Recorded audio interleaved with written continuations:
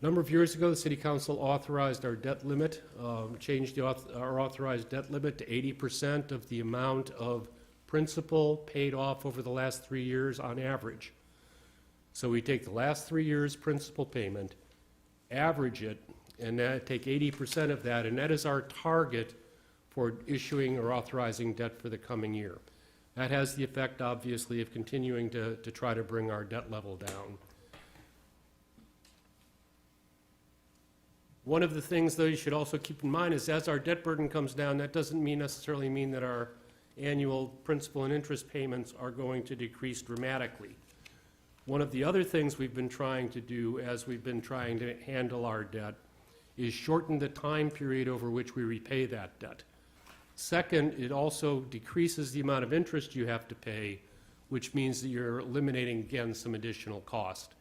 But this shows, again, what we're looking at now if we issued no further debt.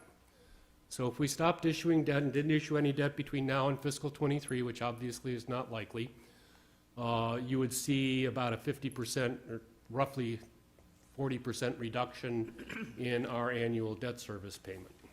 And I'd be glad to answer any questions or respond to any comments. Any questions? Mr. Mayor. Mr. Lachance. Thank you. Thank you, Ed, for that presentation. Going back to the fiscal year principal and interest payment that you had, and also the previous proposed bond issue schedule from 2019 to 2023, a couple questions I had for illustrative purposes. On the P&I payment schedule you have from FY18 to FY23, you've got it 877,754. What I would ask would be, what about the calculation assuming debt issued at annual debt limits through those years?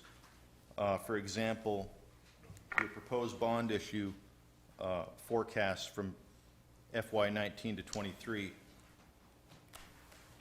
those bonded, typically at 80%, those bonded limits added to that P&I payment schedule through FY23.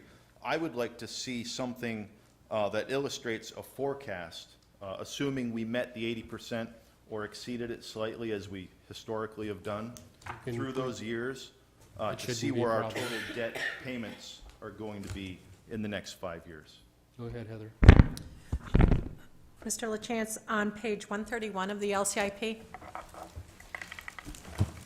is probably closer to what you're looking for. It does not take into consideration the 80% debt limit, but it does forecast bonding everything that's unissued right now, authorized unissued, and it takes into consideration the bonding pattern based upon the projects that are requested in this plan, and when we would, assuming they were all approved, and when we would normally bond those.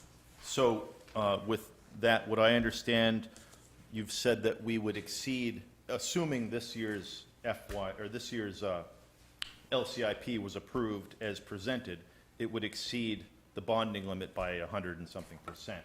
Is that what you're doing on this page? That's correct. It's So- assuming worst case scenario. Okay, so we typically wouldn't see that amount of bonding, but this is a worst case for us. Correct. Okay, thank you. You're welcome.